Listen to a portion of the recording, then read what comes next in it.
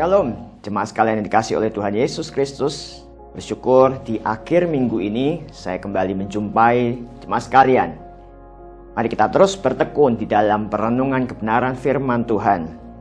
Renungan hari ini, Sabtu 29 Januari 2022.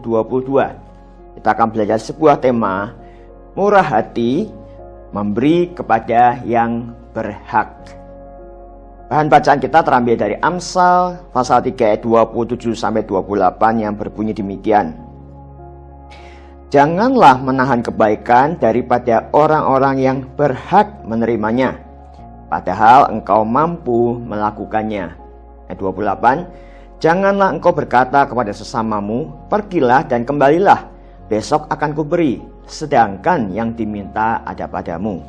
Saudara sekalian, ketika kita diminta untuk memberi oleh-oleh kepada orang selain anggota keluarga kita, kira-kira siapa yang akan kita beri? Umumnya, kita akan memberikan kepada mereka yang sudah pernah memberi kepada kita, bukan? Itulah cara kita untuk menyatakan terima kasih atas kebaikan hati mereka sekaligus sebagai bentuk balas budi. Artinya, di dalam pemahaman kita, bahwa orang yang berhak menerima pemberian kita adalah mereka yang pernah memberikan kepada kita. Dalam bacaan kita hari ini, Raja Salomo hendak memperluas perspektif kita bahwa yang berhak menerima pemberian kita bukan sekedar mereka yang pernah memberikan kepada kita, namun justru adalah mereka yang membutuhkan uluran tangan kita.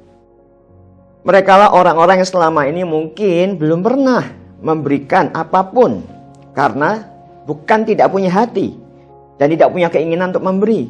Namun bisa jadi mereka tidak memiliki kemampuan untuk memberi. Tentu bentuk pemberian orang lain kepada kita atau bentuk pemberian kita kepada orang lain tidak sekedar terbatas pada barang dan uang saja. Bisa juga bentuk perhatian, doa, daya, dan banyak pemberian yang lainnya. Namun, jika Tuhan mempercayakan berkat-Nya kepada kita untuk kita kelola, mengapa tidak kita juga belajar memberi apa yang ada pada kita? Entah itu barang, entah itu harta, atau apapun juga. Tuhan Yesus dalam pengajarannya pun memperluas dimensi kita bahwa mereka yang berhak menerima pemberian kita adalah mereka yang tidak mengasihi kita, termasuk musuh-musuh kita. Lukas 6 ayat 33 berkata, sebab jikalau kamu berbuat baik kepada orang yang berbuat baik kepada kamu, apakah jasamu? Orang-orang yang berdosa pun berbuat demikian. Ayat 35, tetapi kamu kasihilah musuhmu dan berbuatlah baik kepada mereka, dan pinjamkan dengan tidak mengharapkan balasan, maka upahmu akan besar dan kamu akan menjadi anak-anak Allah yang Maha Tinggi. Sebab ia baik terhadap orang-orang yang tidak tahu berterima kasih dan terhadap orang-orang jahat. Lalu pertanyaannya, jika ada orang-orang yang berhak menerima bantuan kita, lalu siapa yang tidak berhak menerima bantuan kita? Alkitab dengan jelas berkata bahwa mereka yang malas dan tidak mau bekerja, merekalah yang tidak berhak menerima bantuan kita. Paulus berkata di dalam 2 Tesalonika 3 ayat 10, jika seorang tidak mau bekerja, janganlah ia makan.